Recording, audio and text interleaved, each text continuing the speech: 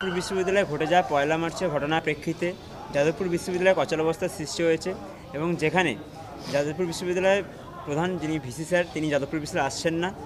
তিনি শারীরিকভাবে অসুস্থ, আমরা তার শারীরিক সুস্থতা কামনা করি। কিন্তু আমরা খবর পেয়েছি যে গতকাল তিনি রাষ্ট্রপতি তাকে ডেকে পাঠিয়েছেন। তিনি যদি সেই ডাকে সাড়া দিয়ে তিনি রাষ্ট্রপতির সাথে দেখা করতে যান, তাহলে তাকে মনে রাখতে হবে তিনি ছাত্রদের প্রতিও দায়বদ্ধ।